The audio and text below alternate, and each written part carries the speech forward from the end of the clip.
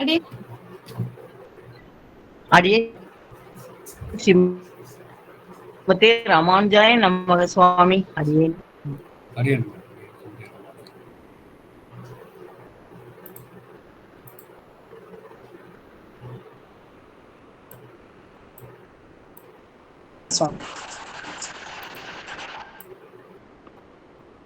எல்லாரும் மியூட் போட்டுங்கோமா ப்ளீஸ்மா. மியூட் போட்டுங்க. நிர்மலா பாஸ்கரன்மா மியூட் போட்டுங்கோமா. ஆரம்பிக்கிறேம்மா. அடியேன் சுவாமி. ஆழ்வார் எம்பெருமனார் ஜியர் திருவடிகளே சரணம். ஸ்ரீசைலேச தயாபாத்திரம் தீபக்தியாதி குணார்ணவம் யதீந்திர பிரபணம் வந்தே ரம்யஜா மாதரம். ராமானுஜ பதாம்போத சம்ஸ்ருதம் குணவாரிதம் தயாபாலமுனிம் வந்தே வேதாந்த பரிநிஷ்டிதம். தயாபாலன தேவாய ஞானசார பிரதாயினே ரமேயசாரம் து துதே நமோஸ்து பிரேமசாலினே. யதிராஜ தயாபாத்திரம் யதி பங்கி விபூஷணம் தயாபாலமுனிம் வந்தே தேசிகாக்ரேச்சரம் சதா. ராமானுஜார சத்சிஷ்யம் வேதசாஸ்திராத சம்பதம் சதுர்த்தாசிரம சம்பன்னம் தேவராஜ முனிம் பஜே. கார்த்திகே தரணீஜாதம் யதீந்திராஸ்ரயமாஸ்ரயே மானப்பிரமேய சாராபிஹி வக்தாரம் வரதம் முனிம். தயாபால தயாபாத்திரம் வாத்சல்யாதி குணார்ணவம் ஸ்ரீனிவாசாரி சத்புத்திரம் வந்தே வெங்கட தேசிகம். அருளாள பெருமாள் எம்பெருமானாருடைய வைபவத்தை நம்ம இன்னைக்கு அனுபவிக்க போகிறோம். கார்த்திகை மாதம் பரணி நட்சத்திரம், அதாவது டிசம்பர் 3ஆம் தேதி வந்தது. ராமானுஜாய நமக. சுவாமி சவுண்ட் கொஞ்சம் லோவா இருக்கு. ஒரு இறைச்சலான ஒரு சவுண்ட் இருக்கு. அப்படியா? ஒரே நிமிஷம்.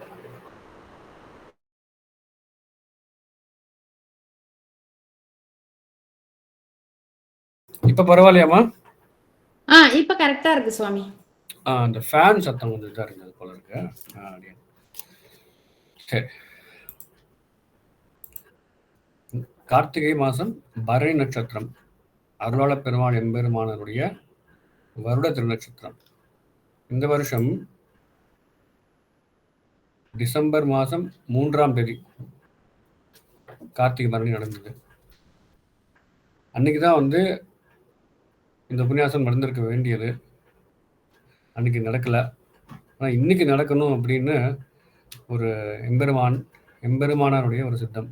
இன்னைக்கு என்ன ஒரு விசேஷம் அப்படின்னா, அருளாள பெருமாள் எம்பெருமானாருடைய திருவம்சத்தர் அஸ்மத் ஆச்சாரியன் ஸ்ரீமுவே திருமலை வெங்கடாச்சாரிய சுவாமியுடைய திருநட்சத்திரம் இன்னைக்கு. அதனால அவருடைய திருநட்சத்திரம் ஆன இன்னைக்கு அருளாள பெருமாள் எம்பெருமானாரை பற்றி சொல்ல முடிஞ்சது. எம்பெருமானாருடைய விசேஷ கிருபா கட்டாட்சம் அப்படின்னே எனக்கு தோணுது. முதல் கண் அஸ்மத் ஆச்சாரியன் சுவாமி வெங்கடாச்சாரிய சுவாமி. அவருக்கு தான் எல்லாம். எத்தனை கோடி நமஸ்காரம் பண்ணினாலும் அது தகவே தகாது. அவ்வளவு சொல்லி கொடுத்துருக்கார். அதனால் அவருடைய திருவடி தாமரைகளுக்கு முதல்ல பல்லாண்டு பாடிட்டு நம்ம தொடங்கலாம். அருளாள பெருமாள் எம்பெருமானுடைய வைபவத்தை நம்ம எதை கொண்டு அனுபவிக்க போகிறோம் அப்படின்னா, குரு பரம்பரா பிரபாவம். அதுதான் ஆத்தென்டிக். அந்த குரு பரம்பரா பிரபாவத்தில் என்ன சொல்லியிருக்கோ அந்த விஷயத்த ஒரு புத்தக ரூபத்தில் ஸ்ரீமான் பிரபந்த வித்வான் யதிராஜ ராமானுஜ சுவாமி இந்த ஒரு கிரந்தத்தை சாதிச்சிருக்கார். அதை மேற்கோளாக வைத்து நம்ம அனுபவிக்கலாம். நிறைய பேருக்கு தெரிஞ்ச சரித்திரமா இருக்கலாம். அருளாள பெருமாள் எம்பெருமானாருடைய சரித்திரம் நிறைய பேருக்கு தெரிஞ்சிருக்கும். இருந்தாலும் அப்பொழுது நாராமுதமே அப்படின்னு ஆழ்வார் சொல்ற மாதிரி ஒரு வருஷமும் ஒரு மாசமும் பரணி நட்சத்திரம் போது அவருடைய கதையை கேட்டா நம்மளுக்கெல்லாம் அதுலேருந்து ஒரு சின்ன ஒரு பொறி தட்டும். கேட்ட விஷயம்தான், இருந்தாலும் அப்பப்போ கேட்கும் போது நமக்கு புதுசா நடைமுறை வாழ்க்கையில ஏதாவது ஒரு உதவி கிடைக்கும். அதுக்காக கேட்கணும்னு சொல்ல, நன்ன கேட்கறதே பயன், அவ்வளவுதான். இருந்தாலும் நம்மளுக்கு வந்து இந்த இந்த காலத்துக்கு சேர அப்பப்போ நமக்கு ஒரு பொறி தட்டுன்றதுக்காக நல்லா அழகாக ஆச்சாரியர்கள் எப்படி காட்டி கொடுத்துருக்காளோ அதே மாதிரி நம்ம அனுபவிக்கலாம். அருளாள பெருமாள் எம்பெருமானார் அவர் எந்த ஊரில் திரு அவதாரம் பண்ணார் அப்படின்னா விஞ்சிமூர் அப்படின்னு ஒரு ஊர். அதுக்கு விஞ்சை நல்லூர் அப்படின்னு ஒரு பேர் இருந்தது அப்படின்னு சொல்கிறா. விஞ்சை நல்லூரோ விஞ்சிமூரோ அது வந்து எங்கே இருக்குது? சென்னையிலேருந்து ஒரு 2-2.5 மணி நேரம் இங்கேருந்து. இந்த நெல்லூர் பக்கத்தில் ஒரு சிறிய கிராமம் அது விஞ்சை நல்லூர் அல்லது விஞ்சிமூர் அப்படின்றது. அந்த ஊரில் தான் இவர் திரு அவதாரம் ஏற்படுறது.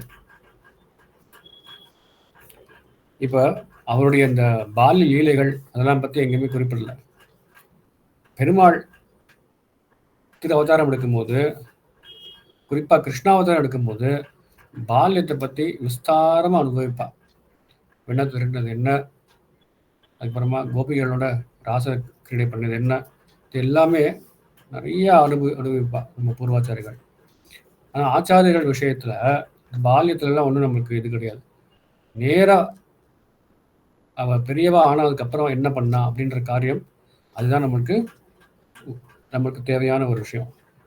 அதனால் இப்போது எங்கே தொடங்கிறது, எந்த காலகட்டத்துக்கு நம்ம போகிறோம் அப்படின்னா, முதல்ல எம்பெருமானாருடைய காலகட்டம், இந்த ஒரு பொற்காலம். எம்பெருமானார் சுவாமி ராமானுஜர் அவருடைய காலத்துக்கு நம்ம முதல்ல போகணும். இந்த எம்பெருமானாருடைய கீர்த்தி எப்படி இருந்ததுன்னா, நாடு ஃபுல்லாக எல்லாம் எம்பெருமானார் எம்பெருமானார் அப்படின்னு பேசிகிட்டே இருக்கா. உயர்ந்த ஆச்சாரியார், நம்ம சம்பிரதாயத்துக்கு குல தனம் அப்படின்னு சொல்லக்கூடிய அந்த எம்பெருமானார் அவருடைய கீர்த்தி எல்லா திக்கெட்டும் பரவிண்டே இருக்கு. அந்த மாதிரி இருந்ததே ஒரு காலம். எம்பெருமானாரின் கீர்த்தி திக்கெட்டும் பரவி இருந்தது. இத்தருணத்தில் மாயாவாத மதமான அத்வைத்தத்தை சார்ந்த யஜ்யமூர்த்தி என்ற மகா வித்வான் ஒருவன் கங்கா ஸ்நானத்துக்கு சென்று, அது யஜ்யமூர்த்தின்னு ஒருத்தன், அவன் என்ன பண்றான், அத்வைத மதம் அதுல வந்து பெருத்த வித்வானா இருக்கான், நல்ல பண்டிதன், சாஸ்திரம் எல்லாம் நல்லா படிச்சிருக்கான். அத்வைத மதம், அவனுடைய பேர் யஜ்யமூர்த்தி. ஒரு தடவை என்ன பண்றான், அந்த விஞ்சிமூர், இந்த விஜய் நல்லூர் இருக்கு இல்லையா, அந்த ஊர்ல இருந்து கிளம்பி வட இந்தியா கங்கா நதிக்கரை அங்கே போய் இருக்கக்கூடிய வித்வான்கள் அவளெல்லாம் வந்து வாதத்துக்கு கூப்பிடுறான். அங்கு கங்கை கரையில் உள்ள வித்வான்களை எல்லாம் வெற்றி கொண்டவனாய் வாதத்துக்கு கூப்பிட்டு, அத்வைத்தம்தான் இந்த உலகத்திலே உண்மையான மதம், வேற எதுவும் உண்மையான மதம் இல்லை அப்படின்னு ஸ்தாபனம் பண்ணி அந்த கங்கைக்கரை ஓரமாக இருக்கக்கூடிய வித்வான்களை வென்று கோலச்சி கொண்டிருக்கிறான். அந்த சமயம் தெற்குல எம்பெருமானார் விசிஷ்டாத்வைத சம்பிரதாயத்தை நல்லா நிலைநாட்டி தெற்கு மட்டும் இல்லாமல் எல்லா இடத்தையும் பரவ செய்துட்டு இருக்கார். அது ஒரு பக்கம் நடந்துட்டு இருக்கு. வடக்குல யஜ்யமூர்த்தி அத்வைத்தம் தான் சிறந்தது, அதுக்கு ஒரு ஒரு நிகர் எதுவுமே கிடையாது அப்படின்ற மாதிரி அவர் அந்த வேலைகள் பண்ணிட்டு இருக்கார். ஒரே ஒரு வார்த்தை பாடுக்காக சொல்றேன். இப்போ யஜ்யமூர்த்தி இவர் தான் அருளாளர் எம்பெருமானார் வரப்போறார். அது வரத்துக்கு முன்னாடி அவருடைய பூர்வாசிரமத்துல குறிப்பிடும் பொழுது அவன் இவன் அப்படின்னு இருக்கும். எம்பெருமானாரோட திருவடிகளை ஆசிரியத்துக்கு அப்புறமா அவர் இவர் நான் எழுப்பார், அது மட்டும் குறிச்சுக்கிறது. யஜ்யமூர்த்தி என்ற மகா வித்வான் ஒருவன் கங்கா ஸ்நானத்துக்கு சென்று அங்கு கங்கை கரையில் உள்ள வித்வான்களை எல்லாம் வெற்றி கொண்டவனாய் எல்லா சாஸ்திரங்களிலும் கடை கண்டவனாய் பெரும் புலவனாய் இருந்தான். புலவன் பாண்டித்யம் ரொம்ப அதிகம். அங்கேயே ஏகதண்ட சந்நியாசியாய் பல சிஷ்யர்களோடு கூடியவனாய் இருந்தான். ஏகதண்டம் நமக்கு ஸ்ரீ வைஷ்ணவ சன்னியாசிகள் என்ன வச்சுருப்பா, கையில முக்கோல் திருதண்டம் வச்சுருப்பா. எதை குறிக்கிறது, சித்து அச்சித்து ஈஸ்வரன் அப்படின்னு 3 தத்துவங்களை குறிக்கிறதுனால 3 தண்டங்களை ஏந்திட்டு இருப்பார் நம்ம சன்னியாசிகள். அத்வைத்தத்துல ஒண்ணுதான், எல்லாம் ஒண்ணுதான், பிரம்மம் எல்லாம் மாயை அப்படின்னு சொல்லக்கூடியது எல்லாம் ஒண்ணுதான் அப்படின்னு சொல்லக்கூடிய அந்த சம்பிரதாயத்துல ஏகதண்டி அப்படின்னு சொல்லுவா. ஒரே ஒரு கோல், ஒரு தண்டத்தோட கூடிய அந்த யஜ்யமூர்த்தி எல்லாரையும் ஜெயிச்சு அவனுக்கு நிறைய சிஷ்ய வர்க்கம் ஏற்பட்டுடுது. அது ஒரு முக்கியமானது இல்லையா. ஜெயிச்சாச்சு அப்படின்னா அந்த காலத்துல என்ன பண்ணுவா, இப்போ சண்டையிடுறா அப்படின்னா யார் தோத்து போறாளோ, அந்த யார் ஜெயிச்சாலோ, அந்த யார் வெற்றி யாருக்கு வந்ததோ அவளுடைய மதத்துக்கு வந்துடணும் அப்படின்னு ஒரு கொள்கை இருந்தது அந்த காலத்துல. அதனால எல்லாரும் யஜ்ஞமூர்த்தியுடைய மதத்துக்கே வந்து சேர்ந்தா, அவருக்கே சிஷ்யராய் திகழ்ந்து இருந்த காலம் அது. பல சிஷ்யர்களோடு கூடியவனாய் இருந்தான். அங்கேயும் நம் எம்பெருமானாருடைய வைபவம் பரவி அவன் காதில் விழுந்தது. இப்போ எம்பெருமானாருடைய கீர்த்தி எவ்வளவு தூரம் பரவி இருந்ததுன்னா நாடு முழுதும்.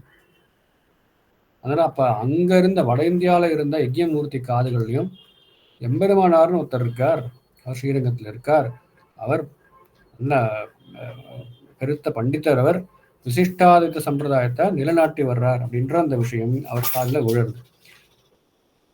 அப்ப என்ன ஆச்சு, உடனே இந்த மாதிரி ஒருத்தர் ஒரு செய்தி வந்ததுக்கு அப்புறம் உனக்கு தாங்க முடியாது இல்லையா யஜ்ஞமூர்த்திக்கு. ஏன், நம்மளுக்கு ஈக்குவலா ஒருத்தர் இருக்கானா, இல்லை நம்மளுக்கு மேம்பட்ட ஒருத்தர் இருக்கானா அப்படின்னா அவனை நான் கண்டிப்பா பார்க்கணும், அவனோட வாத போர் பண்ணணும், தர்க்க போர் பண்ணணும், அப்படின்னு அவனை நான் ஜெயிக்கணும் அப்படின்னு ஒரு இது இருக்கும். இது எல்லா துறைக்கும் நம்ம அப்ளிகபிள் தான். நல்லா பாடுறவா ஒருத்தர் இருந்தா, ஓ உன்னோட நல்லா பாடுறவா ஒருத்தர் இருக்கான் அப்படின்னு சொன்னா, இல்லை உன்ன மாதிரியே பாடுறவா இருக்கான் அப்படின்னு சொன்னா அவனுக்கு வந்து யார் அவன் நம்ம பார்க்கணும் அப்படின்னு சொல்லுவோம். இல்லை டான்ஸ் ஆடுறவாக்கு உன்னோட நல்லா ஆடுவான் அப்படின்னு சொன்னா, அப்படியா யார் அது, நம்ம கண்டிப்பா பார்த்தே ஆகணும் அப்படின்னு பெரிய டான்ஸ் அப்படின்னு நம்மளுக்கு ஒரு இது வரும் இல்லையா.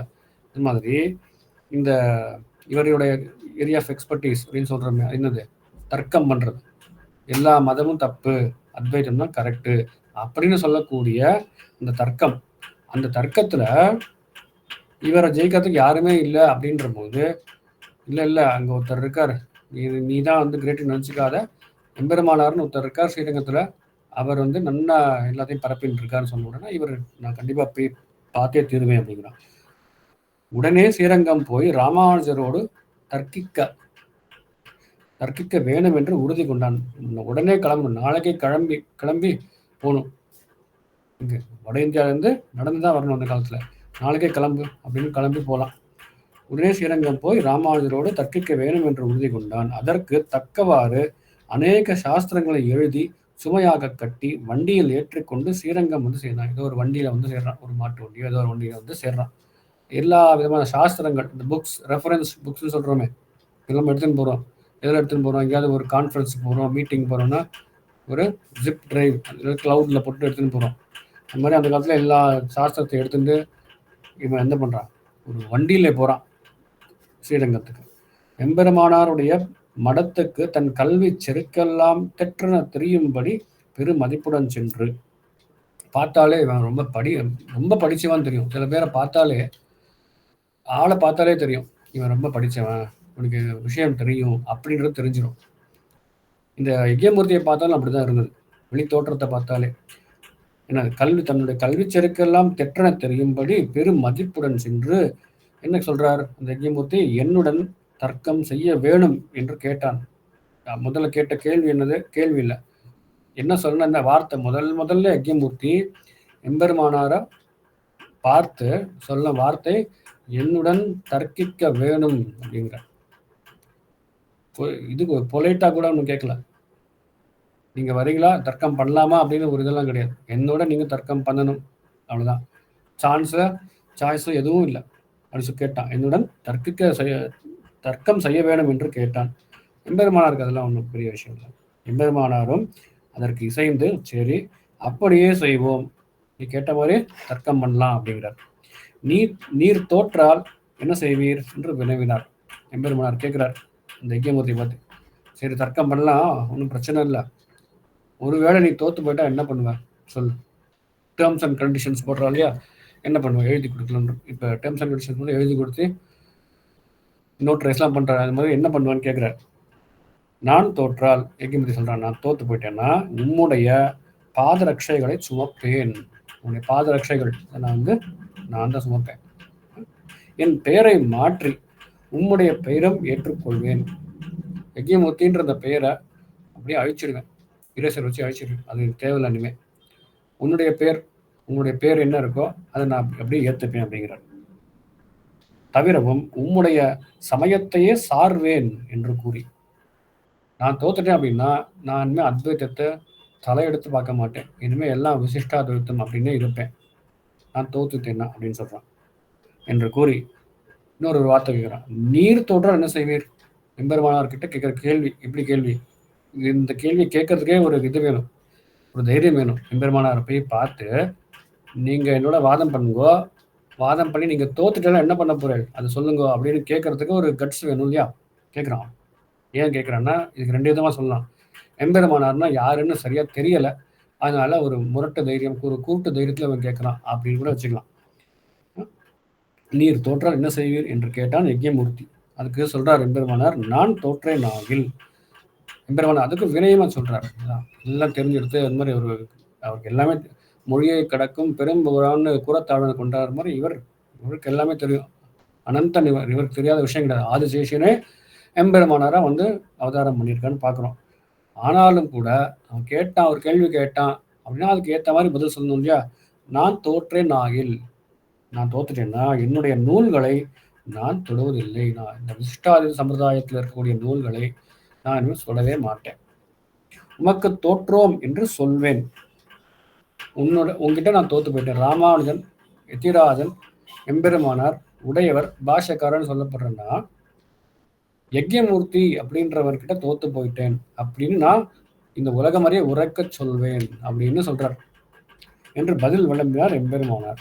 இதுதான் அக்ரிமெண்ட். சரி, இவ்வாறு பிரதிஜை செய்து கொண்டு 2 பேரும் ஓகே, இந்த ஒப்பந்தம் எங்களுக்கு பிடிச்சிருக்கு அப்படின்ட்டு ஆரம்பிக்கிறார். இந்த பிரதிஜை செய்து கொண்டு வாதப்போர் 18 நாள்கள் என்று எல்லைப்படுத்தி கொண்டு 18, இந்த 18க்கே ஒரு விசேஷம் உண்டு. 18 அத்தியாயம் கொண்டது பகவத்கீதை. 18 முறை எம்பெருமான் நடந்திருக்கார் திருக்கோஷ்டியூருக்கு அர்த்தத்தை கிரகிக்கிறதுக்கு. அப்புறம் மகாபாரத போர் கூட 18 நாள்னு சொல்றா. இந்த மாதிரி 18ன்றது ஒரு வெற்றியை குறிக்கக்கூடிய ஒரு எண் நம்பர். இவன் என்ன பண்றா, 18 நாள் நம்ம வாதப்போர் பண்ணலாம் அப்படின்னு ஒரு எல்லைப்படுத்தி கொண்டு இருவரும் ஒருவரை ஒருவர் வெற்றி காண வேண்டும் என்று மத்த கஜங்கள் போலே வாதப்போர் புரிந்தனர். இவர் 2 பேரும் சளைத்தவர்களே இல்லை. அத்வைத்தத்தை ஒரு பெரியவர் இந்த யஜ்ஞமூர்த்தின்றவர். அதே மாதிரி விசிஷ்டாத்வைத்தத்தை இவர் தான் தலைவர், எம்பெருமானார் தான். அதனால இந்த பக்கத்துல இருக்கிற ஹையஸ்ட், இந்த பக்கத்துல இருக்கிற ஹையஸ்ட் 2 தலைவர்கள் சண்டை போட்டா அப்படி இருக்கும். அதுதான் இங்க நடக்கிறது. தொண்டர்கள் சண்டை போட்டா அது ஒரு விதமாக இருக்கும் இல்லையா? இப்போ யுத்தம் இருக்குன்னா யுத்தத்துல நிறைய விதமான இது இருக்கு. இந்த காலாட்படை வீரர்கள் அவா சண்டை போடுறதுக்கு ஒரு வரமுறை இருக்கு, ஒரு விதிமுறை இருக்கு. அதே மாதிரி இந்த யானை மேல சில பேர் இருப்பா, யானை மேல இருக்கிறவட சண்டை போடணும். அந்த மாதிரி ஒரு அரசனோட சண்டை போடணும். அந்த மாதிரிலாம் நிறைய விதிமுறைகள் இருக்கு. அந்த மாதிரி விதிமுறைகளை வச்சு பார்த்தோம்னா இங்க என்ன விதிமுறைன்னா, ஹையஸ்ட் ஆஃப் ஹையஸ்ட், அத்வைத்தத்துடைய ஹையஸ்ட் யஜ்ஞமூர்த்தி, விசிஷ்டாத்வைத்தோட ஹையஸ்ட் எம்பெருமானார். இவ 2 பேரும் சண்டை போடுறதுனால என்ன ஆச்சு, லோகத்துக்கு க்ஷேமம் ஏற்பட போகுது. அது எல்லாமே எம்பெருமானுடைய லீலை. அது சண்டை போட வைக்கிறதே லீலை. ஆனா பார்க்கும்போது எப்படி இருக்கும், சண்டைனா நம்ம தெரிஞ்ச சண்டை கத்தி சண்டை இல்லை வில்லு சண்டை, அந்த மாதிரி இந்த மாதிரி சண்டை தான் தெரியும். தர்க்கப்போர் அப்படின்னா அது நமக்கு இமேஜின் பண்றதுக்கே கொஞ்சம் கஷ்டமா இருக்கும்.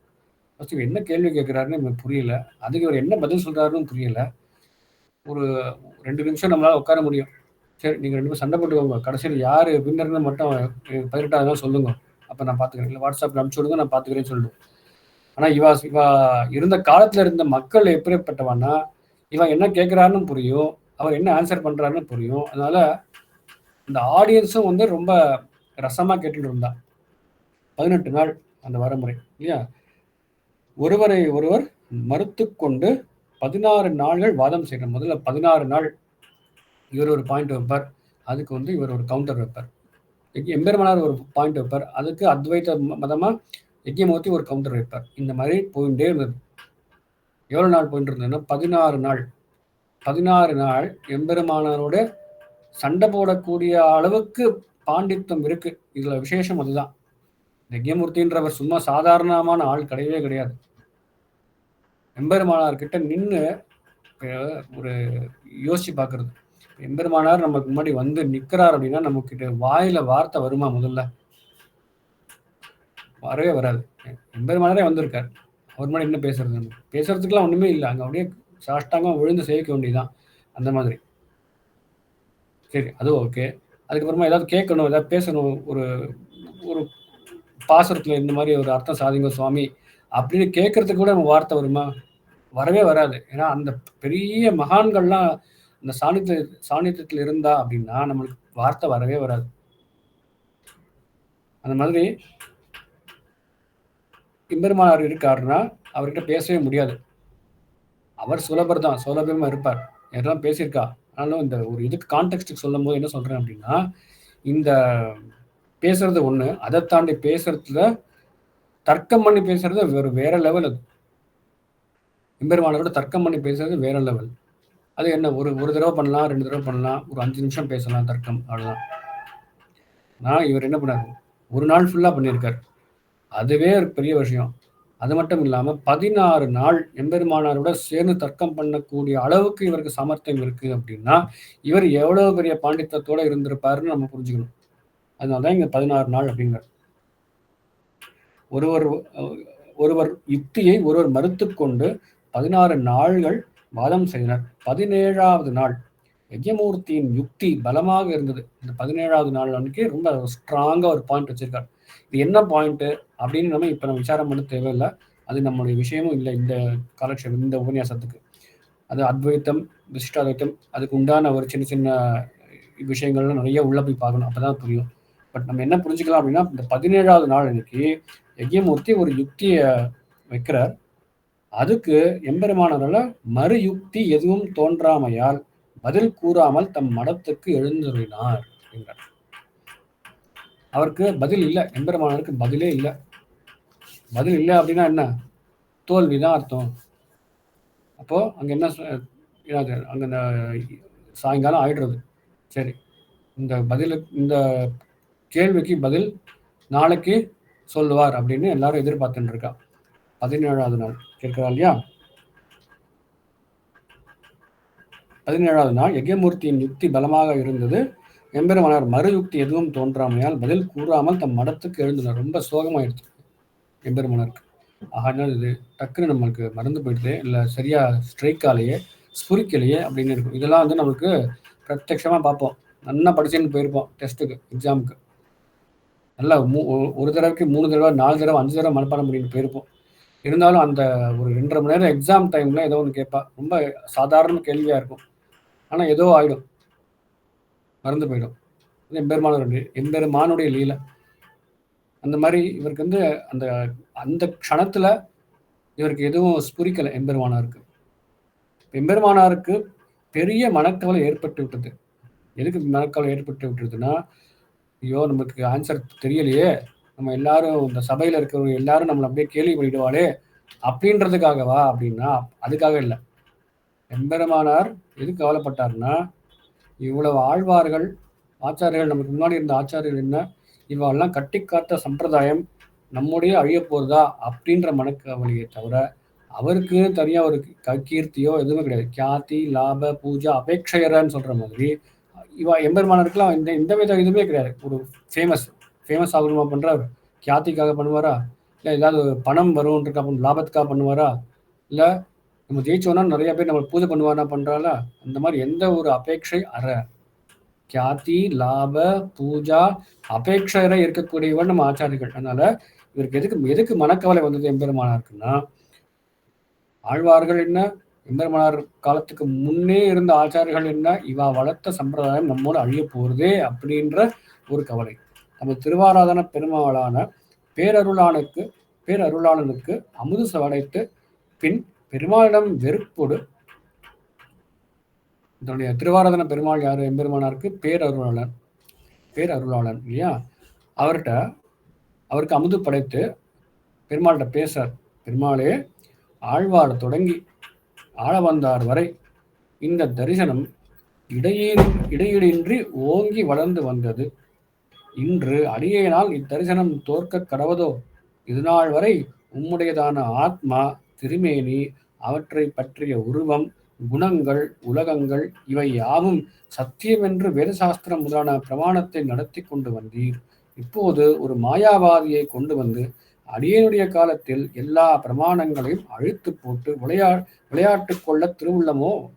அப்படியாகில் நும் திருவுள்ளப்படி செய்தருள்க என்று விண்ணப்பித்து தாம் உண்ணாமல் மன வேதனையுடன் கண்ணாயிருந்தார் அப்படிங்கிறார். என்னன்னா பெருமாள்கிட்ட சொல்றார் இந்தமானார், இவ்வளவு பேர் இவ்வளவு நேரம் எல்லாம் உன்னோட லீலை தான், எனக்கு தெரியும்.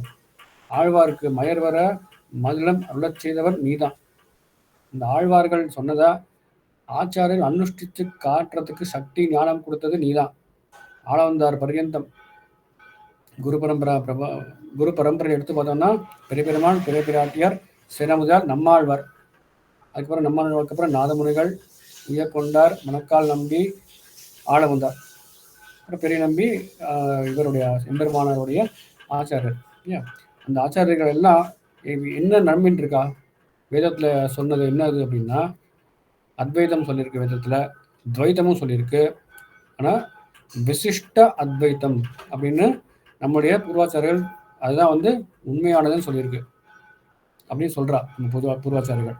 ஆனால் வேதத்தில் வேதம் ஒரு பெரிய கடல், அதில் அத்வைத பாகம் அது தனியாக இருக்குது. எல்லாம் மாயம்தான், பிரம்மம் ஒன்று தான் அப்படின்னு சொல்லக்கூடிய பகுதிகளும் இருக்குது. இல்லை எல்லாம் ஒன்று கிடையாது, பரமாத்மா வேறு ஜீவாத்மா வேறு அப்படின்னு சொல்லக்கூடிய பகுதிகளும் இருக்குது. அதுக்கு என்ன பேர் அப்படின்னா எல்லாம் ஒன்று தான் அப்படின்னு சொல்கிறதுக்கு அபேத ஸ்ருதி அப்படின்னு பேர். அபேதம்னா பேதம் இல்லை, பேதம்னா டிஃபரன்ஸ். எல்லாம் ஒன்று தான், வாசியே கிடையாது, பிரம்மம் ஒன்று தான் அப்படின்னு சொல்கிற அந்த அத்வைதத்துக்கு இன்னொரு பேர் அபேத ஸ்ருதி. இல்லை எல்லாம் தனித்தனி தான், பெருமாள் வேற ஜீவாத்மா வேறன்னு சொல்கிறது பேதஸ்ருதி. அது துவைத்தம், பேதஸ்ருதின்னு துவைத்தம். இப்போ விசிஷ்டாத்வைத்துக்கு என்ன பேர் அப்படின்னா கடகஸ்ருதின்னு பேர். கடகஸ்ருதினா கடகம்னா பிரிட்ஜ், கனெக்டிங், ரெண்டுத்தையும் சேர்க்கிறது. ஏன் அதுக்கு கடகஸ்ருதி பேருனா எம்பெருமானார் எப்பேற்பட்டவர்னா இந்த அத்வைத்த பரமா இருக்கக்கூடிய பகுதிகளை மட்டும் பார்க்கல, துவைத்த பரமா இருக்கக்கூடிய பகுதிகளை மட்டும் பார்க்கல, வேதத்துல இருக்கக்கூடிய எல்லாத்தையும் பார்த்து ஆராய்ந்து தேரின் அர்த்தத்தை கொடுக்குறாரு. அதனால்தான் அத்வைத்தம் மட்டும் சித்தாந்தம் கிடையவே கிடையாது, துவைத்தம் மட்டும் சித்தாந்தம் ஆகவே முடியாது. விசிஷ்ட அத்வைத்தம், விசிஷ்டாத்வைத்தம் சொல்றது விசிஷ்ட அத்வைத்தம், ஒரு ஸ்பெஷலைஸ்டு ஃபார்ம் ஆஃப் அத்வைத்தா தான் உண்மையான தத்துவம் அப்படின்னு ஆழ்வார்கள் தொடங்கி ஆச்சாரியர்கள் எல்லாம் காட்டி கொடுத்துருக்காரு. அது என்ன சொல்றது, விசிஷ்டாத்வைத்தத்துல எல்லாமே உண்மை, நீ பார்க்கறது எல்லாமே உண்மை, மாயம் எது ஒரு மாயா அப்படின்னு எதுவுமே கிடையாது. பெருமாள் அப்படின்னு ஒரு வஸ்து, அதாவது பரமாத்மான்ற வஸ்து உண்மை, அதை நீ தவிர்க்கவே முடியாது. ஜீவாத்மாவும் உண்மை, அதுவும் தவிர்க்க முடியாது. ஆனால் இந்த ஜீவாத்மாவுடன் கூடிய பரமாத்மா ஒன்று தான், அவனை மாதிரி வேற எந்த வஸ்து கிடையாது அப்படின்னு சொல்லக்கூடிய அந்த கடகஸ்ருதி தான் விசிஷ்டாத்வைத்தம். அப்போ இது வரைக்கும் என்ன சொல்றாரு அப்படின்னா எம்பெருமார் பெருமாளை பார்த்து சொல்ற, இது நாள் வரை உம்முடையதான ஆத்மா திருமேனி, அதாவது எம்பெருமானுக்கு இது இருக்குல்லையா, திருமேனி இருக்கு, எம்பெருமானுக்கு ஆத்மா இருக்கு, பக்தர்கள் தான் எம்பெருமானுக்கு ஆத்மா. அப்புறம் அவற்றை பற்றிய உருவம், குணங்கள், இந்த உலகங்கள், இவை யாவும் சத்தியம் என்று வேதசாஸ்திரம் முதலான பிரமாணத்தை நடத்தி கொண்டு வந்தீர். நீர் தான் இந்த வேத சாஸ்திரத்தெல்லாம் நடத்தி கொண்டு வந்தீர். ஆழ்வார்களுக்கு மயர் வர மதுளம் அருளை பெற்று நீதான் இந்த மாதிரி காமிச்சுட்டு வந்திருக்கீர். ஆச்சாரியர்களும் அதான் பண்ணியிருக்கா, நானும் அதான் பண்ணியிருக்கேன், என்னுடைய ஆச்சாரம் என்ன சொல்லியிருக்காரோ அதான் நானும் பண்ணிட்டு வந்திருக்கேன். ஆனா இப்போ ஏதோ ஒரு லீலை பண்றீங்க, புரியவே மாட்டேங்கிறது, ஏதோ எங்கேருந்தோ ஒரு மாயாவாதியை கூட்டின்னு அடியனுடைய காலத்தில் எல்லா பிரமாணங்களையும் அழித்து போட்டு விளையாடிக் கொள்ள திருவுள்ளமோ? அப்படியாக நம் திருவுள்ளப்படி அப்படின்னா உனக்கு அதான் உனக்கு ஆசையா, அதான் உனக்கு வேணுமா, சரி நீ அந்த மாதிரியே பண்ணிக்கோ அப்படின்னு கொஞ்சம் கோபமா வார்த்தை சொல்றாரு. நம் திருவுள்ளப்படி செய்தவர்களா என்று விண்ணப்பித்து தாம் உண்ணாமல் மன வேதனையுடன் கண் அயர்ந்தார். அவனுக்கு அப்படியே கண் உடைந்துட்டார். அன்று இரவு பேரருளாளன் எம்பெருமானாரின் கனவில் தோன்றி, இளையாழ்வார் தானே எம்பெருமானார், நீர் கவலுவதேன், உமக்கு மிகச்சிறந்த சிஷ்யனை ஆக்கி தந்திருக்கிறோம். உம்முடைய பரமாச்சாரியரான ஆளவந்தார் அருளிய மாயாவாத கண்டனத்தை சொல்லி அவனை வெற்றி கொள்வீர் என திருவுள்ளம் என்ன திருவாய் மலர்ந்து அருளினார். இப்போ அவர் எடுத்துக்கிடுவார், க்ளூ எடுத்துக்கிடுவார். கவலைப்படாத இளையாழ்வீர், கவலைப்படாதீங்க. ஆளவந்தார் பரமாச்சாரியர் இருக்கார்லேயே, ஆளவந்தார் பெரிய நம்பிகளுடைய ஆச்சாரியார். பெரிய நன்மைகள் எம்பெருமானாருடைய ஆச்சாரியார். அதனால எம்பெருமானாருக்கு ஆள வந்தார் பரமாச்சாரியார். அவர் பரமாச்சாரியாரான ஆள வந்தார். அவர் அருளிய மாயாவாத கண்டனத்தை சொல்லி அவனை வெற்றி கொள்வீர் அப்படின்னு மாயாவாத கண்டனம் பண்ணியிருக்கார் ஆள வந்தார். இந்த மாயாவாதம் என்னது? அத்வைத்தம். அதுக்கு கண்டனம் தெரிவிச்சிருக்கார் சித்தித்திரயம்ன்ற கிரந்தத்துல. அதை வச்சு நீ ஜெயிச்சுக்கோ அப்படின்னு சொல்றார். அதுக்கப்புறம் என்ன ஆகுது? யஜ்ஞமூர்த்தி தோல்வியை ஏற்றல். அடுத்த சாப்டர் யஜ்ஞமூர்த்தி தோல்வியை ஒத்துக்க போறான். இது ஒரு சப்னம் இருந்தபடி என்று உகப்போடு எம்பெருமானார் விடியலில் எழுந்து காலை கடன்களை முடித்து கொண்டு தம் திருவாராதன பெருமாளின் பேருவானை வணங்கி அளவந்தார் அவருடைய மாயாவாத கண்டன யுக்திகளை மனதில் ஆய்ந்து கொண்டு பெருமிடுக்குடனே காத்தால் என்ன அந்த கனவு வந்துடுது, ஒரு சொப்னம் வந்துடுது எம்பெருமானாருக்கு. இந்த மாதிரி பேரருளாளன் அவரே க்ளூலாம் எடுத்து கொடுக்குறாரு. மாயாவாத கண்டனம் பரமாச்சாரியர் சாதிச்சிருக்கார், அதை வச்சு நீ அவனை ஜெயிச்சுட்டு வா அப்படின்னு. அது டக்குன்னு அந்த கனவு வந்த உடனே அது ஒரு ஒரு ஒரு ரீசார்ஜ் பண்ண மாதிரி இருக்கும். ரொம்ப நேரமாக நம்ம ஏதாவது தேடிகிட்டே இருப்போம். அதுக்கு நிறையா பேர்கிட்ட கேட்டு பார்ப்போம், அதுக்கு விடையே கிடைக்காது. எல்லா இதுலேயும் தேடி பார்ப்போம், ஒன்றுமே அமையாது. அப்போ என்ன ஆகும்? சரி கொஞ்ச நேரம் அப்படியே எதுவுமே பண்ணாமல் இருப்போம் அப்படின்னு மூடி வச்சுக்குவோம். திடீர்னு டக்குன்னு அவுட் ஆஃப் நோவேர்னு சொல்லுவோம். அந்த மாதிரி அவுட் ஆஃப் நோவேர் இந்த மாதிரி வந்திருக்கு. அப்படி வந்ததுன்னா என்ன ஆகும்? அந்த ஒரு ஒரு ஆனந்தம், அந்த ஒரு வியப்பு, அந்த ஒரு எக்ஸைட்மெண்ட், அதை நம்மளால் தாங்கவே முடியாது. ஏதோ நம்ம அச்சீவ் பண்ணுற மாதிரி ஒரு ஃபீலிங் நம்மளுக்கு இருக்கும் லௌகிகமாக சொல்கிற விஷயத்தில். இங்கே என்னது? இங்கே எம்பெருமான் அவரே கனவுல தோன்றி எம்பெருமானாருக்கு காமிச்சு கொடுத்துருக்கான். அதனால் இவருக்கு டக்குன்னு ஒரு மாதிரி ஓகே, இந்த மாயாவாத கண்டன அந்த இதை சாப்டர் எடுத்து அதில் நம்ம இந்த யஜ்ஞமூர்த்தி சொன்ன பாயிண்ட்டுக்கு கவுண்டர் கொடுக்கலாம் அப்படின்னு அவர் ரெடி ஆகிட்டார். மாயாவாத கண்டன யுக்திகளை மனதில் ஆய்ந்து கொண்டு பெருமிடுக்குடனே வாதத்திற்கு எழுந்தருளினார். எம்பெருமானாரின் அந்த நடையின் மிடுக்கையும் நேற்றிருந்த நிலைக்கு இன்றிருக்கும் நிலையின் வேறுபாட்டையும் அவர் திருமுகத்தில் வெற்றியின் நிழல் தெற்றென விளங்குவதையும் கண்டு இது மாதம் அன்று, இன்னும் வாதப்போரே ஆரம்பிக்கல, அதுக்கு முன்னாடியே என்ன ஆகுது? எம்பெருமானார் நன்னா 12 திருமணட்டு எப்பயும் போல அப்படியே நடந்து வரார். ஒரு மிடுக்கோட வரார். ஆன்சர் என்கிட்ட இருக்கு.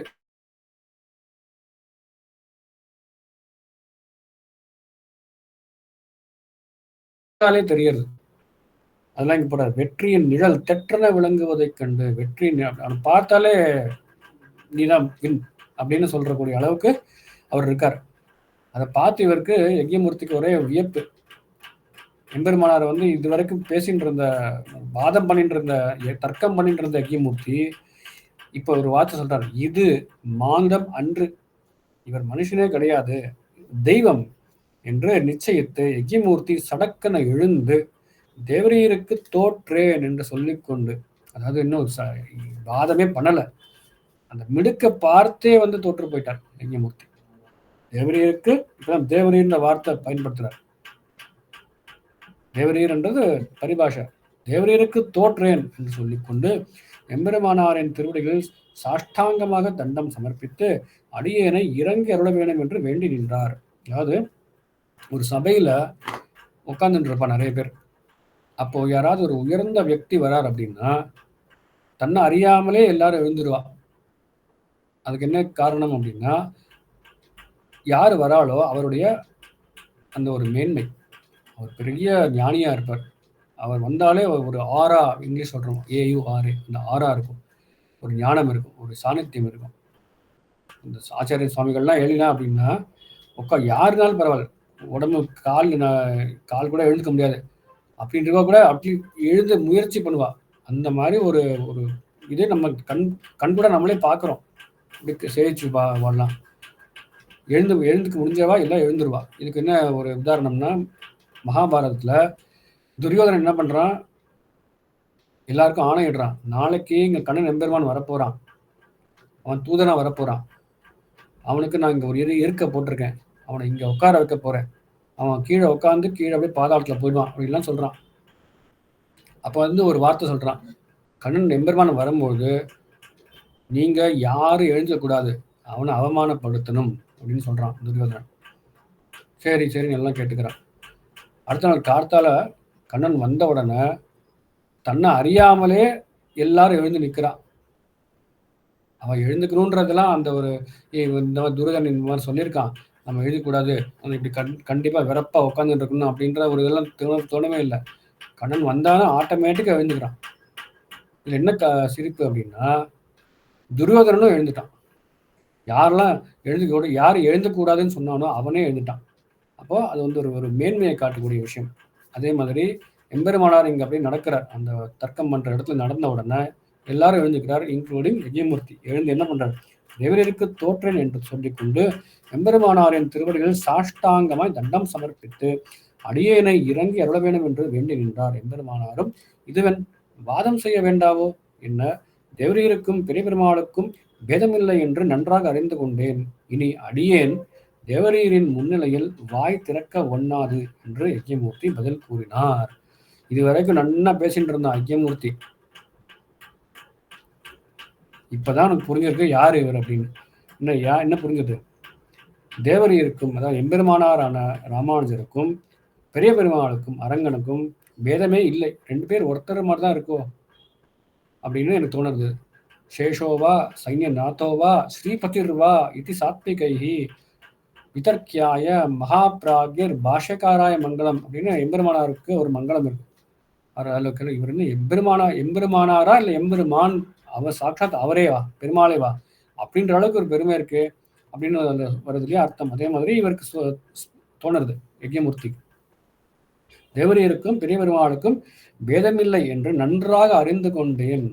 இனிமேலிருந்து அடியேன், இப்பெல்லாம் அந்த வார்த்தைப்பாடு, அடியேன் தேவரீரின் முன்னிலையில் வாய் திறக்க ஒண்ணாது, இனிமேல் நான் வாயை திறக்க மாட்டேன் அப்படின்ற அறிவு இப்போ வந்துருக்கு. இது முன்னாடி 16 நாள்கள் விடாம வாதம் பண்ணிட்டு இருந்தா, தர்க்கம் பண்ணிட்டு இருந்தா யஜ்யமூர்த்தி, இனிமே வாய் திறக்க முடியாது, நான் வாய் திறக்க மாட்டேன் அப்படின்னு யஜ்யமூர்த்தி பதில் கூறினார். ஆறு விகுதி இங்க போடுறார் முதல் முறையா. இது முன்னாடி வரைக்கும் வந்தான், போனான், இருந்தான் அப்படின்னு சொல்லிட்டு இருந்தவர் இப்போ எப்போ வந்து அந்த அர்த்த ஞானம் குறிக்கிறதோ அது வந்து ஆறாயிடுத்து. வந்தார், போனார், யஜ்யமூர்த்தி பதில் கூறினார் முதல் முறையா இங்க பயன்படுத்துறார். இதெல்லாம் தான் நம்ம கவனிக்க வேண்டிய விஷயங்கள். சாதாரணமா இருக்கலாம், ஆனா இந்த குரு பரம்பரா பிரபாவம்ன்ற கிரந்தமே காலக்ஷேப கிரந்தமா இருந்தது அந்த காலத்துல. இதே காலக்ஷேபம் பண்ணி ரொம்ப நிறைய விஷயங்கள் சொல்லுவார் அபூர்வாச்சாரியர்கள். அது மாதிரி இந்த ஒரு ஏன் இங்க ஆண் சொல்றார், ஏன் இங்க ஆறு சொல்றார், ஆக அப்படின்னு ஒரு வார்த்தை இருக்கும். ஆகாக்கு என்ன அர்த்தம்? ஆகனா ஆக சோ அப்படின்னு அர்த்தம் இங்கிலீஷ்ல. அதுக்கு ஒரு வியாக்கரணம். இது மாதிரி ஒரு சின்ன ஒரு வார்த்தைக்கும் அர்த்தம் இருக்கு. அதனால என்று யஜ்யமூர்த்தி பதில் கூறினார் அப்படின்னு சொன்னதுக்கப்புறம் எம்பெருமானார் வந்து அந்த பரபிரம்ம விளக்கத்தை இங்க சொல்றார். பிறகு ராமானுஜர் யஜ்யமூர்த்தியை பார்த்து, ஆயினும் யுக்திகளாலேயே காட்டப்படுகிறதான உம்முடைய சித்தாந்தம் அடிப்படையிலேயே அஸ்திவாரம் அற்று இருப்பதை உணர்த்துகிறேன், கேளும் என்று பின்வருமாறு கூறினார் அப்படிங்கிறார். சொன்ன எம்பெருமானார் சொல்றார், அதாவது நீ கேட்ட யுக்திக்கு நான் பதில் சொல்ல போறேன், சொல்லிட்டு என்ன பண்ண போறேன், உம்முடைய சித்தாந்தம் அத்வைத சித்தாந்தம் அடிப்படையிலேயே ஃபண்டமெண்டலி ஃப்ளாட், அடிப்படையிலேயே அஸ்திவாரம் அற்று இருப்பதை, அஸ்திவாரமே கிடையாது, அஸ்திவாரமே வந்து சரி, அஸ்திவாரம் இருக்குன்றது ஒண்ணு, அஸ்திவாரமே இல்லைன்றது ஒண்ணு. இன்னைக்கு ஒரு இதெல்லாம் வருது, ஒரு காமெடிலாம் வருது, நல்லா பில்டிங் எல்லாம் ஸ்ட்ராங்கா இருக்கும், அஸ்திவாரம் வந்து வீக்கா இருக்கும் அப்படின்னு சொல்லுவான். அப்படின்னா என்ன, டக்குன்னு உடஞ்சிரும். ஆனா இங்க அஸ்திவாரமே இல்லை, வெறும் பில்டிங் மட்டும் கட்டி வச்சா என்னது, டக்குன்னு உடஞ்சி போயிடும். அந்த மாதிரி இந்த அஸ்திவாரம் அற்று இருப்பதை உணர்த்துகிறேன், கேளும் என்று பின்வருமாறு விளக்கினார் அப்படின்னு நிறைய அந்த கோட்பாடுகளை எடுத்து இங்க உதாரிக்கிறோம். அதுக்குள்ளே நம்ம அவசியம் இல்லை. கடைசியில் என்ன ஆறுதுன்னு மட்டும் பார்த்துக்கலாம். என்று முதலான யுக்திகளை கூறி அத்வைத்தத்தின் சிறுமையை எடுத்து காட்டினார். அத்வைத்தம் எப்படி அது தத்துவம் ஆகாது அப்படின்னு காட்டுறார். அத்வைத்தத்துக்கு ஒரு காரணம் உண்டு. அத்வைத்தம் முதல்ல வந்தது அத்வைத்தம். அந்த காலகட்டத்துக்கு அத்வைத்தம் தேவையா இருந்தது, அதோட பர்பஸ் முடிஞ்சு போயிடுது. அதுக்கப்புறமா தேர்ன அர்த்தம் விசிஷ்டாத்வைத்தம் தான். அதனால அத்வைத்தம் அதோடைய பர்பஸ் சால்வ்டு. அதுக்கு முன்னாடி இருந்தபோது இதெல்லாம் கிடையாது, கடவுளே கிடையாது, பெருமாளே கிடையாது, பகவானே கிடையாது, எல்லாமே கிடையாது, எதுவுமே கிடையாதுன்னு சூன்யம் அந்த மாதிரிலாம் இருக்கும் இல்லையா. அதாவது ஒரு ஒரு பேஸ்லெஸ், எதுவுமே ஒண்ணுமே சரியா இல்லாத காலத்துக்குள்ள அத்வைதம் இல்லை அப்படின்னு ஒண்ணு இருக்கு, வேதம்னு ஒண்ணு இருக்கு, அதுல இது சொல்லியிருக்கு அப்படின்ற காட்டுற அளவுக்கு அத்வைத்தம் வெற்றி கொண்டது. அவ்வளவுதான். அதுக்கப்புறம் உண்மையா யாதாத்மிய ஞானம் சொல்ற மாதிரி உண்மையான அர்த்த ஞானத்தை உள்ள புகுந்து பார்த்தோம் அப்படின்னா அத்வைத்தம் நிற்கவே நிற்காது. அதனால்தான் சொல்றார், அஸ்திவாரம் அற்று இருப்பதை உணர்த்துகிறேன் கேளும்னு எம்பெருமானார் யஜ்ஞமூர்த்தி கிட்ட இந்த மாதிரி சொல்லி புரிய வைக்கிறார். அதுக்கப்புறம் என்ன ஆகுதுன்னா, யஜ்ஞமூர்த்தி அருளாள பெருமாள் எம்பெருமானார் ஆதல். எம்பெருமானார் கூறிய விளக்கத்தை கேட்ட யஜ்ஞமூர்த்தி அதை உண்மை என உணர்ந்து தான் வைத்திருந்த ஏகதண்டத்தை கையில் வைத்திருப்பது முறித்தெறிந்தார். கையில வச்சுட்டு இருந்தார்ல அந்த ஏகதண்டம், ஒரே ஒரு கோல், அதை அப்படியே உடைச்சி போட்டார், முறித்து எரிந்தார். உடையவர் திருவடிகளில் மறுபடியும் வணங்கி கடந்தார். திருப்பியும் சேவிக்கிறார். சுவாமியும் அவரை எடுத்தணைத்து கொண்டு மிகவும் கருணை கூர்ந்தார். அதான் சுவாமினா எம்பெருமானார். அவர் இந்த யஜ்ஞமூர்த்தியை அப்படியே எடுத்து ரொம்ப கருணையோட பார்க்கிறார். ஆச்சாரிய கட்டாட்சம். அது இவன் என்னோட எனிமி, இவ்வளவு நாள் என்கிட்ட தர்க்கம் பண்ணான், இவன் என்னோட எனிமி, அதனால நான் இவனெல்லாம் இனிமே கண்டுக்க மாட்டேன் அப்படின்னு போகவே இல்லை. இவன் இவனுக்கு புரிஞ்சிடுது, இவன் அர்த்தத்தை உணர்ந்துட்டான், அதனால இவனை நம்ம கண்டிப்பா கட்டாட்சிக்கணும் அப்படின்னு என்ன பண்றார், கருணையோடு பார்த்தார். யஜ்ஞமூர்த்தியும் அடியேனுக்கு திருதண்டம், காஷாயம் முதலியவைகளை தந்து அடியேனை அடிமை கொண்டருள வேண்டும் என்று வேண்டினார். இந்த திருதண்டம் கொடுத்தவங்க சுவாமி, காஷாயம் கொடுங்கோ, இனிமே அடியேன் உங்களுடைய அடிமை அப்படிங்கிறார்.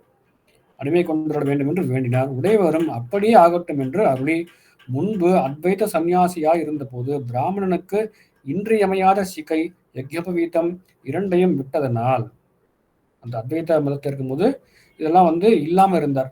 பிராமணனுக்கு இன்றியமையாத சிகை யஜ்ஞோபவீதம் இரண்டையும் விட்டதனால், அதற்கு சாஸ்திரங்களில் பிராயசித்தம் விதித்திருப்பதனால் அதன்படி பிராயசித்தம் செய்வித்து குடுமி புனூன்களை தரிக்க செய்து, குடுமி புனூன்லாம் தரிக்க செய்து, அப்புறமா பிறகு பஞ்சசம்ஸ்காரத்தையும் செய்வித்து திருதண்டம், காஷாயம் முதலியவைகளையும் தந்து நீர் உள்ளதனையும் தரித்திரும் என்று சொல்லி வைஷ்ணவ சன்னியாசி ஆக்கினார். யஜ்ஞமூர்த்தி வைஷ்ணவ சன்னியாசி ஆயிட்டார். மேலும் தமக்கு கனவின் மூலம் பேரருளாளன் அருள் செய்த உபகாரத்துக்கு ஞாபகார்த்தமாக அவருக்கு அருளாள பெருமாள் என்ற பெயரையும், அருளாள பெருமாள் ஏன் பேர் வருது அப்படின்னா, கனவுல வந்த பெருமாள் யாரு, எம்பெருமானாருக்கு பேர் அருளாளன், அதனால அருளாள பெருமாள் என்ற பெயரையும் வாதத்தின் ஆரம்பத்தில் சொன்னபடி டேர்ம்ஸ் அண்ட் கண்டிஷன் போட்டார் இல்லையா. இப்போ யஜ்ஞமூர்த்தி என்ன சொன்னார், முதல்ல நான் தோத்துட்டேன் அப்படின்னா உன்னுடைய பேரை நான் ஏற்றுப்பேன், தரிச்சுப்பேன். அப்போ அந்த அருளாள பெருமாள் எம்பெருமான்ற பேருக்கு பக்கத்துல எம்பெருமானார்ன்ற பேரையும் சேர்க்கிறார். அருளாள பெருமாள் எம்பெருமான் வாதத்தின் ஆரம்பத்தில் சொன்னபடி தம்முடையதான எம்பெருமானார் என்ற பெயரையும் ஒன்று சேர்த்து அருளாள பெருமாள் எம்பெருமானார் என்று திருநாமம் சூட்டினார். பேர் அருளாளனின் மற்றொரு பெயர் தேவராஜன் என்பது. தேவராஜன் இல்லையா, அருளாளர் பெருமாள் பேரருளான் இருக்காலே காஞ்சிபுரம், அவருக்கு இன்னொரு பேர் என்ன, தேவராஜன் இல்லையா, தேவராஜன். அதனால அவர் நாமத்தை கொண்டும் யஜ்ஞமூர்த்திக்கு தேவராஜ முனி என்று மறுபெயரும் சூட்டினார். அன்று முதல் யஜ்ஞமூர்த்தி அருளாள பெருமாள் எம்பெருமாள் என்று வழங்கப்படலானார்.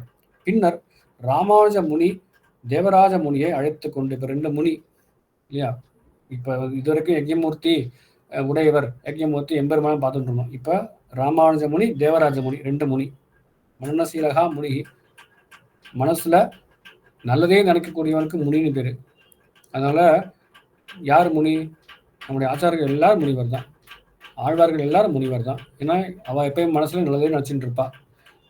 அதனால ஆழ்வார் சொல்லும் போது என்ன சொல்றார் ஆச்சாரியத்துல, இவரையும் ரிஷி முனி கவி என்னும், இவரா நீ ரிஷின்னு சொல்லலாம், முனின்னு சொல்லலாம், கவின்னு சொல்லலாம், ஆழ்வாருன்னு சொல்றதுதான் கரெக்டா இருக்குன்றோம்.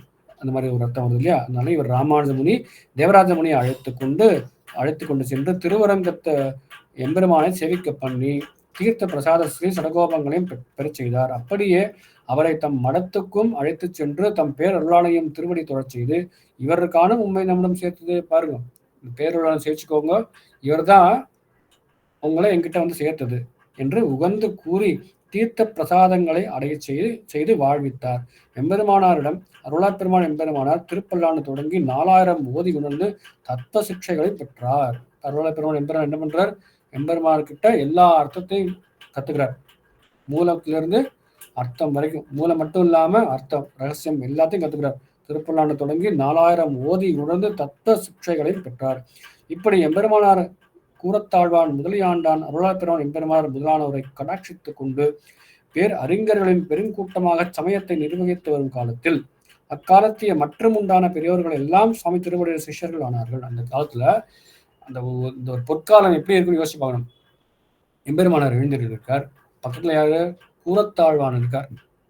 இதை தாண்டி வரதே நமக்கு கஷ்டமான விஷயமா இருக்கு. எம்பெருமானார் கூரத்தாழ்வான் இவாளை சேர்ச்சுட்டே இருக்கலாம். பக்கத்துல யார் இருக்கா? முதலியாண்டான் இருக்கா.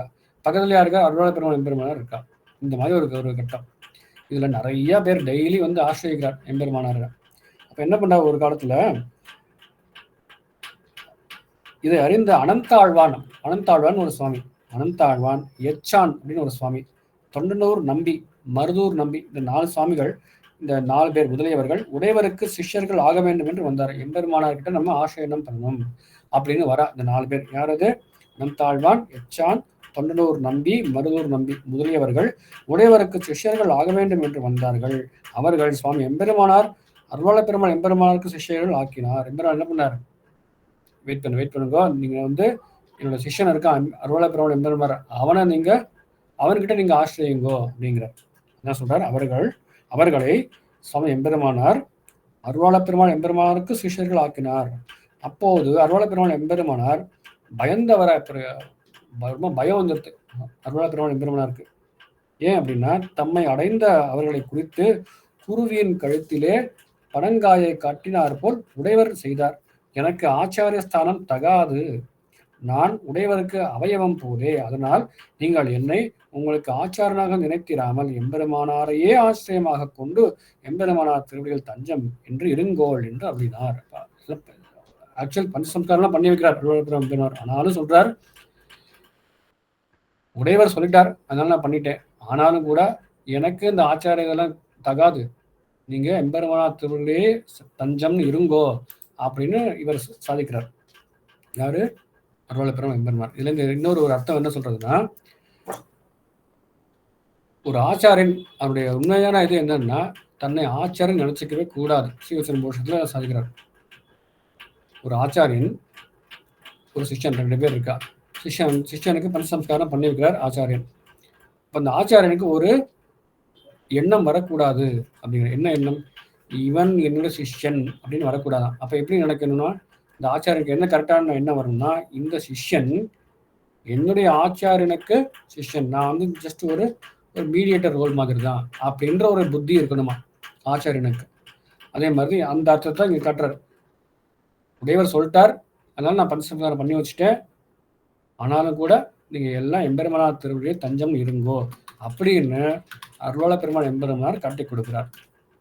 இதை வந்து பெரிய ஒரு சிஷ்ய லட்சணம். இது ஆச்சார லட்சணமா சிஷ்ய லட்சணமா ரெண்டுமே இங்க உண்டு.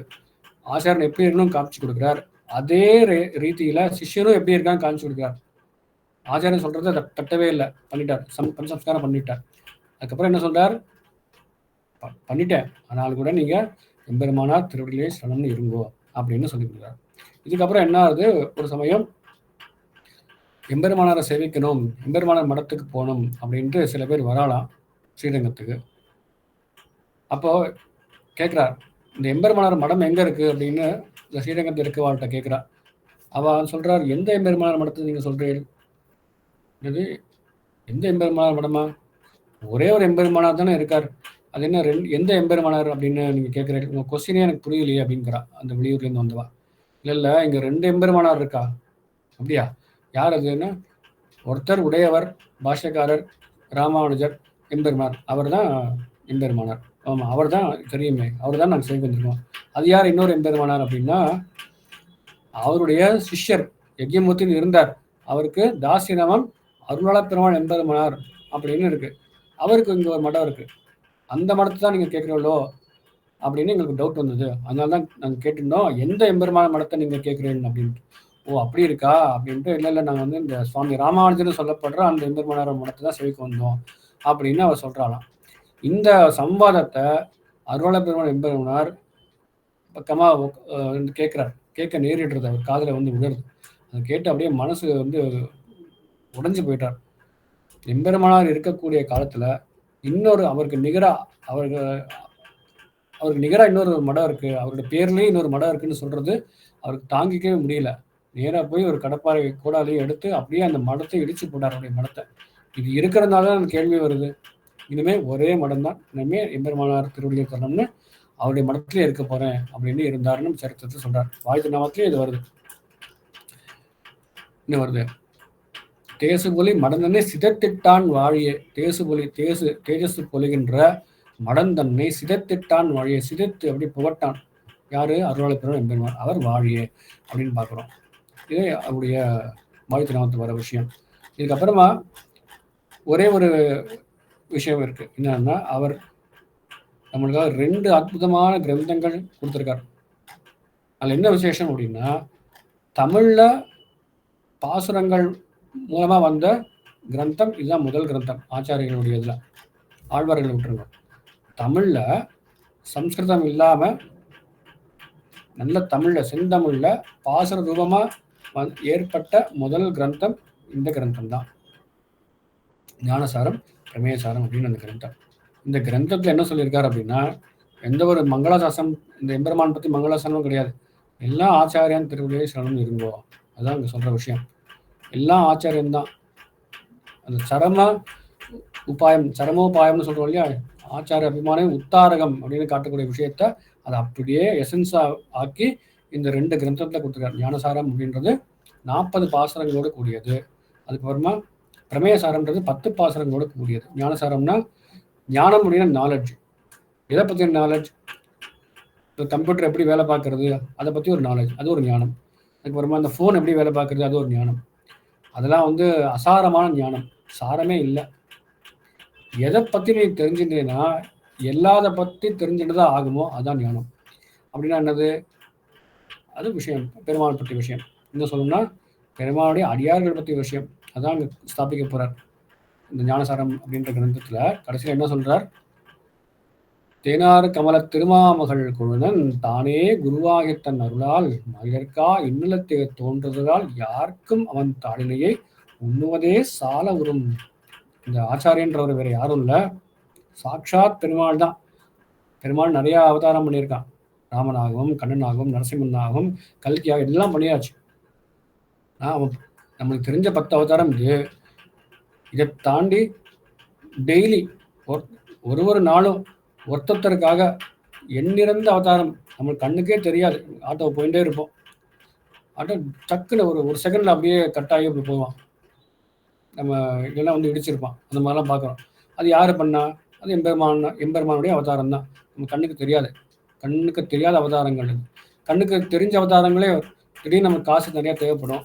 அப்போ எங்கேருந்தோ யாரோ வருவா, இந்தாங்க வச்சுக்கோங்க, எனக்கு இது இருந்தது, எக்ஸ்ட்ரா இருந்தது, உங்களுக்கு கொடுக்கலாம் தோணித்து கொடுப்பா.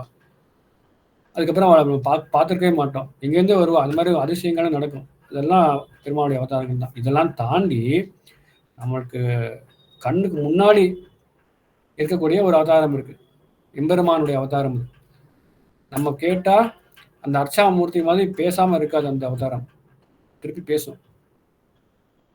தேனார் யார்? அவர் தேனார் கமல திருமாமகள் குழுனன். அந்த எம்பெருமான் தானே அவன்தான் நம்மளுக்காக குருவாகி, நமக்காக குரு அப்படின்ற ஆச்சாரியன்ற ஸ்தானத்துக்கு நம்மளுக்கு வந்திருக்கார். தானே குருவாகி தன் அருளால் மானிடருக்கா இன்னலத்தை தோன்றுறது. தன்னோட அருளான கிருப்பை மனது உகந்து இவளை நம்ம ரட்சிக்கணும், இவளை தூக்கிவிடணும் அப்படின்ற ஒரே ரீசனுக்காக அவன் இங்க வந்திருக்கான். யாரா வந்திருக்கான்? ஒத்தொத்தர் ஆச்சாரியனா வந்திருக்கான். அதனால ஆச்சாரியன் நம்ம சாதாரண நினைக்கவே கூடாது. இன்னைக்கு நம்ம ஆச்சாரியனுடைய திருநட்சத்திரம், அவர் இன்னைக்கு இல்லை, பரமபத வாசி, அங்க கவிஞரை பண்ணிட்டு இருக்கார். இருந்தாலும் நம்ம என்ன புரிஞ்சுக்கணும்னா, எல்லார் ஆச்சாரியனும் நம்ம எப்படி ட்ரீட் பண்ணணும் அப்படின்னா, சாட்சாத் எம்பெருமான் தான் நம்மளுக்காக வந்திருக்கான். சாதாரணமா அப்படியே அலட்சியப்படுத்தவே கூடாது. அப்ப அங்க ஒரு விஷயம் வரும், ஆச்சாரியன் ஓகே எல்லாம் சொல்றேன், அவருக்கே நிறைய இதெல்லாம் இருக்கு, அவர் இந்த மாதிரிலாம் பண்றாரு, சாஸ்திரத்துல சொல்லாத விஷயங்கள்லாம் பண்றாரு, ஒழுங்கா சந்தியாவந்தனம் பண்ணலையே, இந்த மாதிரிலாம் ஒரு விஷயங்கள் நிறைய வரும். இதுக்கு எல்லாம் சீவசன பூஷணத்துல விடை இருக்கு. ஞானத்துக்கு இலக்கு என்ன? நம்முடைய ஞானத்துக்கு என்ன இலக்கு? What is the target of our ஞானம்? அஜ்ஞானத்துக்கு எது டார்கெட்? நமக்கு நிறைய அஜ்ஞானம் இருக்குல்ல, நம்ம சில விஷயத்த பார்க்கக்கூடாது. எதை பார்க்கக்கூடாது? இந்த ஆச்சாரியனுக்கு உண்மையிலே ஆச்சாரத்துவம் இருக்கா அப்படின்லாம் உனக்கு பார்க்கறதுக்கு ரைட்ஸ் கிடையாது அப்படிங்கிற அஜ்ஞானத்துக்கு இலக்கு. நீ பார்க்காத, உனக்குலாம் அது உனக்கு ஃபர்ஸ்ட் தெரியாது, தெரிஞ்சாலும் உனக்கு ஒன்றும் தகுதி கிடையாது, அருகதை கிடையாது. அதனால உனக்கு ஆச்சாரம் ஏற்பட்டுருக்கு. அதனால நீ அவனை நீ ஸ்ரீமன் நாராயணனே வந்திருக்கான்னு நீ பாவி அப்படின்னு சொல்றாரு. ஏன்னா அவருடைய பிரபாவம் நமக்கு தெரியாது. சும்மா ஏதோ ஒரு ஒரு ஒரு செகண்ட் பார்த்துட்டு ஆமா இவருக்கு ஞானம் இல்லை, அனுஷ்டானம் இல்லைன்னு சொல்லிட்டு போயிடுவோம். ஆனால் அது விஷயமே கிடையாது. அவர் ஏன் அதை பண்றாருன்னு நம்மளுக்கு தாற்பயம் தெரியவே தெரியாது. அதனால நம்ம அதெல்லாம் கண்டுக்கவே கூடாது. நம்மளுடைய வேலை என்ன? சிஷ்யனா ஆச்சாரனுடைய திருமேனியில நோக்கு. அவருடைய திருமேனி, அவர் உடம்ப சரியா பார்த்துக்கிறது, கை காலை பிடிச்சி விடுறது, அவர் என்ன தேவையோ அவர் கேட்கறதுக்கு முன்னாடி போய் பண்றது, கேட்டு பண்றது ஒரு செகண்டரி. இது பண்றியா அப்படின்னு அவர் கேட்டாருன்னா அதுவும் நல்லதுதான். அவர் ஆச்சாரியம் கேட்டார் நம்ம பண்ண போறா, அது ஒண்ணு. அதை தாண்டி அவர் கேட்கறதுக்கு முன்னாடி ஆச்சாரியருக்கு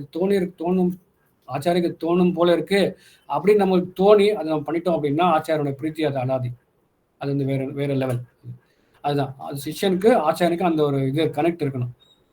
அதெல்லாம் நம்ம ஆச்சாரியன் ஏன் சொல்றேன் அப்படின்னா, நம்ம ஆன்சர் கொஸ்டின் கேட்டோம்னா அவர் ஆன்சர் பண்ணுவார். அர்ச்சாமூர்த்தி பண்ண மாட்டார்.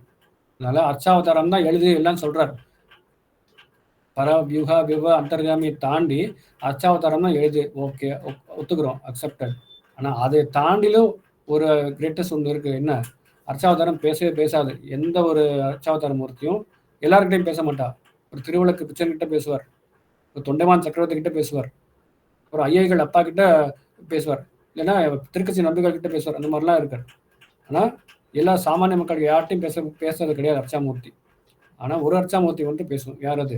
எம்பெருமான் ஸ்ரீமன் நாராயணன் தன்னுடைய ஆச்சாரிய அவதாரன்ற அவதாரமா வந்தபோது இந்த ஆச்சாரம் நம்ம கிட்ட பேசுவார். இந்த ஆச்சார அபிமானே உத்தாரகம்ன்ற விஷயத்த ஞானசாரம் பிரமேசாரம்ன்ற இந்த 2 கிரந்தத்தை நம்மளுக்காக சாதிச்சு கொடுத்திருக்கார் அருளாள பெருமாள் எம்பெருமானார். இந்த அருளாள பெருமாள் எம்பெருமானாருக்கு ஒரு திருக்குமாரர், அவருடைய பேர் அலங்கார வேங்கடவர்.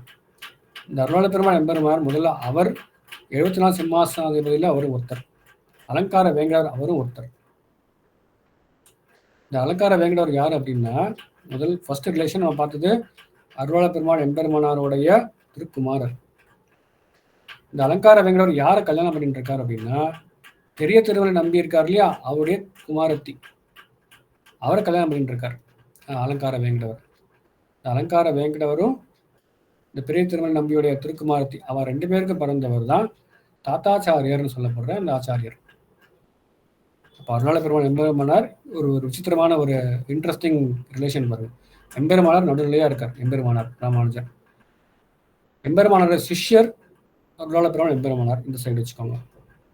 அருளாள பெருமானார் வயதுல மூத்தவர் எம்பெருமானார் காட்டிலும்.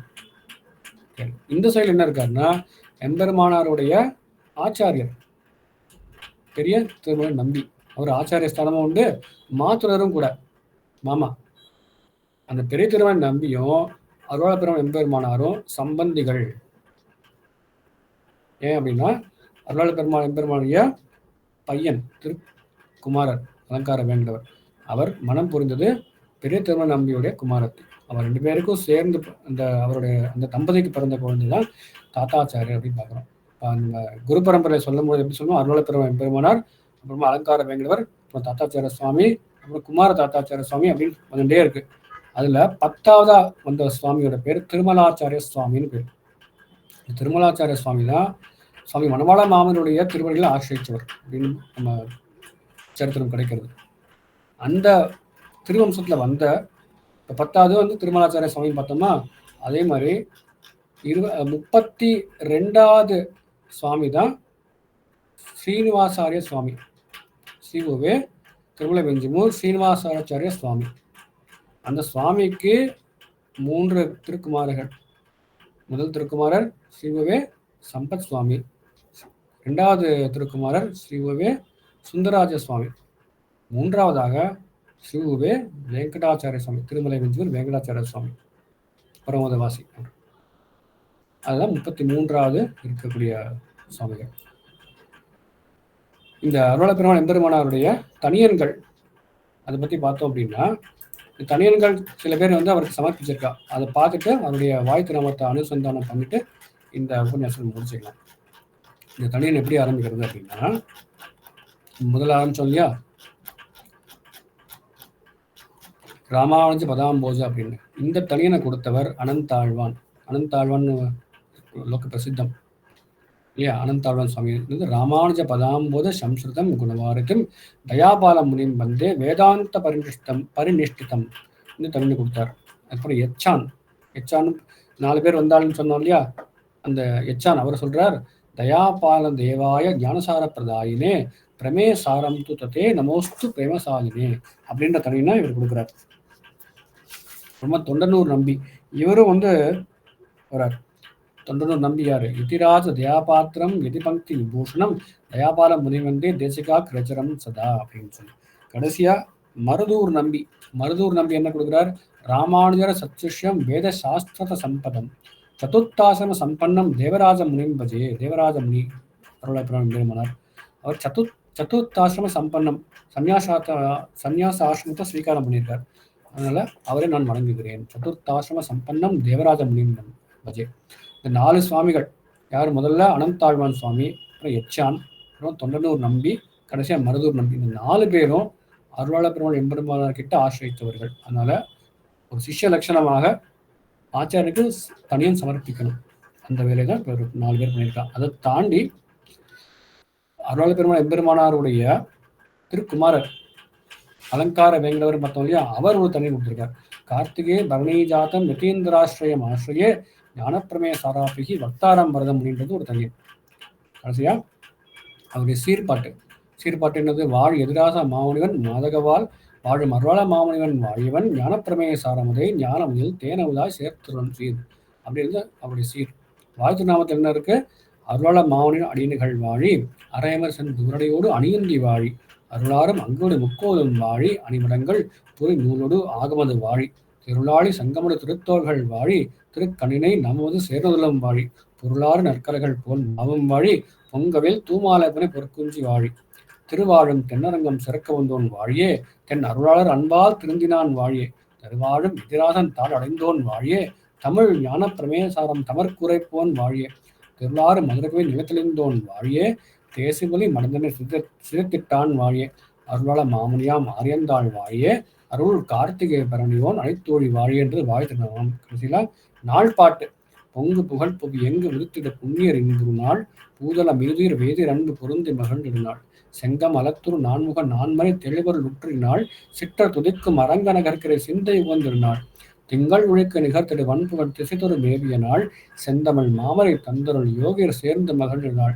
மங்கள முற்றருளாள முனிப்பரன் வையகமெய்திய நாள் மாசரு கார்த்திகை நற்பரணி பெயர் வெய்ய நன்னாளே.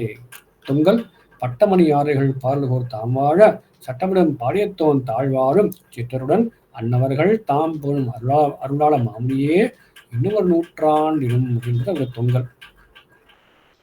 ஆச்சாரியன சிவவே திருமலை வந்து வெங்கடாச்சாரிய சுவாமி அவருடைய திருமலைகளுக்கு பல்லாண்டு பாடி எல்லாரும் அருளாள பெருமாள் எம்பெருமானுடைய கிருபா கடாட்சத்துக்கு இலக்காகணும் அப்படின்னு சொல்லி நான் பிரார்த்திச்சு அமைகிறேன். ஆழ்வார் அதுக்கு முன்னாடி இந்த உபன்யாசத்தை ஏற்பாடு பண்ணிய இந்த ராமானுசமுனி இந்த குழுவினர் கேசவன் சுவாமி அவர்களுக்கு பல்லாண்டு பாடி அமைகிறேன். ஆழ்வார் எம்பெருமானார் ஜெயர்த்து சொல்லலாம்.